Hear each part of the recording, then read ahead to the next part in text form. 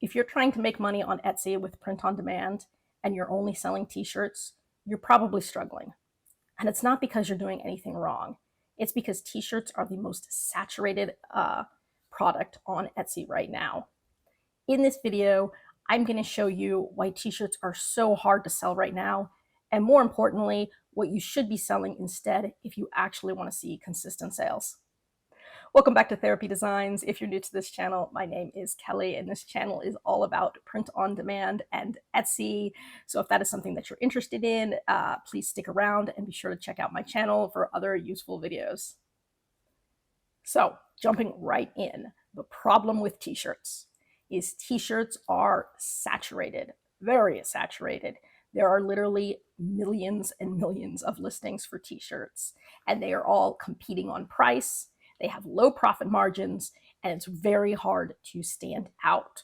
So most people will start with t-shirts. I started with t-shirts. It's the normal thing to start with. And because of that, it is the thing that everybody is selling because everybody starts off selling t-shirts. And they do sell very well for some people. The problem is that you are, one dot in a giant ocean, and they tend to be something that is a little bit of what we would call a race to the bottom in terms of pricing.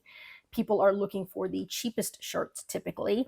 And so what you will find is your competitors will sell it cheaper and cheaper and cheaper until there's virtually no profit left. And you get to the point where, yeah, you might sell a shirt here or there and you might make $1 to maybe $3 profit, and that's it. Well, how many shirts would you have to sell at $3 profit before you would actually see any kind of a real income? And so that is one of the main problems with t-shirts. So even though your design may be good, you're just competing with thousands of similar designs, and it becomes very hard for you to stand out. So the question then becomes, well, what do I do instead? Well, you need to stop thinking what sells the most and start thinking what sells more with less competition. So here are some rules before I give you some specific examples. Low competition is not trendy beginner items, okay? You want it to be something that's more high profit. Think at minimum a $40 product up to $150 plus price point. You want to have stuff that stands out. Examples can be things like home decor, personalized items, and problem-solving items. And I'm going to give you specific categories and examples here. So the first category is statement home decor. Now, full disclosure, this is actually what I am selling right now, and that would be things like lamps, rugs, shower curtains, tapestries, canvas print sets. This works because it is a massive market. It consistently is trending. They have higher price points, again, over $40 up to $150 plus, and buyers care more typically about the style than the price. When some people are looking at t-shirts and they're choosing between a shirt that's $16.99 and $18.99 and the shirts look pretty similar, they'll probably go with the one that's $16.99. But when you're looking at a rug that's $200 and another rug that's $210, you're going to pick the one that you want, and you're not going to worry about that extra $10. And the profit that you're going to see from something that's like a $200 sale is going to be much more than the couple dollar profit that you would get from selling a t-shirt. And so that is one category that is always big, and you can market it on Pinterest, and Pinterest is always big for home decor. Now, a very similar category would be things like bedding and comforters and just other comfort products that are high profit and low saturation. So for example, duvet covers, comforters, throw blankets, and those are huge right now, especially you can do personalized ones, and pillow covers and bundles. So you can think collections. And what I mean by collection is people don't usually buy just one item. They want to buy the whole look. So if they want to buy bedding, they want a complete matching bedding set. They're going to want the comforter. They're going to want the pillow covers, and they're going to want anything else that is going to kind of complement that actual full look. So people will typically pay $60 to $100 plus for bedding stuff. And again, there's a lot less sellers doing this than there are t-shirts, so there's much less competition. It's a big visual impact. It's great for Pinterest. And it's a category that you can dominate, again, because there's not too many people doing it. You have a much better chance of standing out. Another category that is always big is pet products. So these are emotional buyers. We will spend more for our pets than we will spend for ourselves. It's so true, because we will hum and haw over our shirt for ourselves that we want to be cheap. But when it comes to buying stuff for our dogs, it's amazing what we will spend. So examples would be things like pet beds, pet blankets, pet portraits, which you can do custom stuff, feeding mats, bowls, collars, and you can again do matching sets. So matching sets work great for this. And personalized matching sets. I've had some of you guys that I know are selling like matching bowls, mats, collars, all matching things that go together. And you can give it with an aesthetic that works well for somebody's home too. So let's say they have a boho style home, or they have a Southwestern home, or they've got retro style home, or tropical style home, and you can kind of throw that and match it into your, pet collections. So the pet niche is it's extremely profitable. People spend emotionally, which means they're less sensitive to prices and they're more likely to, buy something that's more expensive. And it's easy to niche, and it's easy to scale. So you can do dog moms, cat lovers, breeds, and there are, again, so many breeds. You would obviously start with the, maybe 5 or 10 most common breeds, but then you would go ahead and scale out. And I don't know how many breeds there are now. I've done dog shirts. I can't even remember if there was something like 100 different dog breeds that I did. And so that can be scaled out pretty tremendously. And again, with t-shirts, people tend to have a good idea of how much a t-shirt should cost, and they're a little bit more price sensitive to, again, whether it's a $16.99 shirt or a $19.99 shirt or this or that. But when it comes to other products, sometimes they don't know exactly, well, what is a good price. It's more based on their perceived value and whether it's a design that they like. There's a little bit more impulse in there and emotional buying. And so again, these make more profitable niches than strictly selling t-shirts. Even if you're selling, t-shirts that have dogs on them, that's still t-shirts and it's still meant for people. So this would be a lot more tailored towards specifically for the dog. So another huge category is obviously personalized items, but not cheap personalized items. We're talking about the high ticket gifts. So custom family signs, wedding welcome signs, anniversary canvas prints, baby name blankets. Personalization is always good, but you want to make sure that you're personalizing items of high value and being specific, again, with how you market it. So if you're marketing it as something for a baby or something for a wedding or whatnot. Etsy loves, custom items, and it's easy to customize. So this is one of the fastest ways to increase, profit per order, is by adding personalization.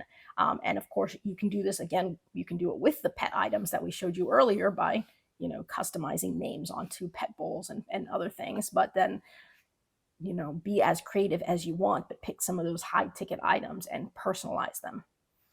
And the last area I wanted to share with you guys is lifestyle and wellness products, because that is always trending, right? So this could include things like yoga mats, journals, but like more expensive, high aesthetic journals, gratitude journals, things like that, affirmation decor. People love the wellness niche, and it is a growing niche right now. Buyers are very design driven and goal driven, and there is a strong Pinterest traffic potential. So you can put this stuff on Pinterest, and it can really help your shop gain traction.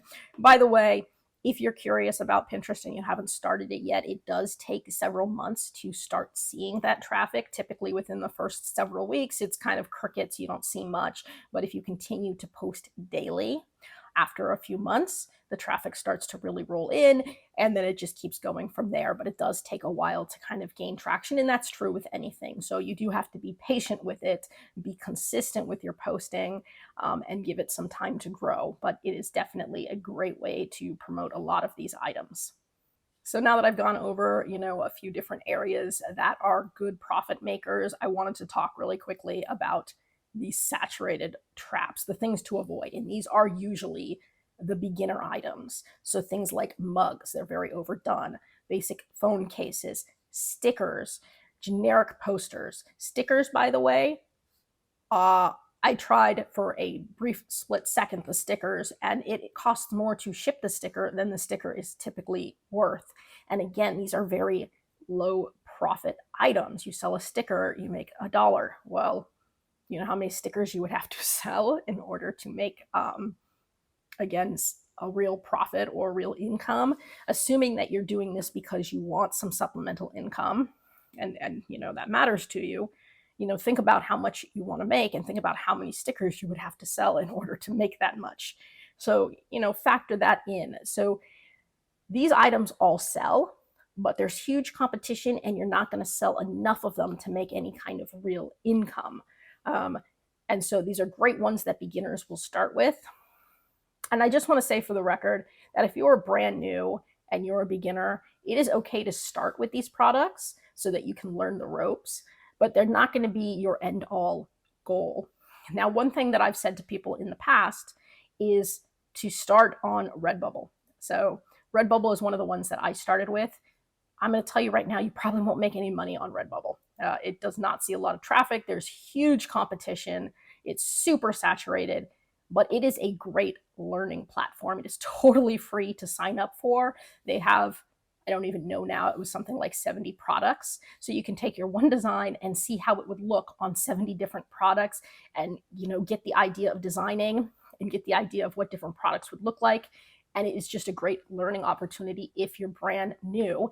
Just don't expect to make any money on it, but take what you've learned and then put it onto Etsy or Shopify or whatever platform you're selling on.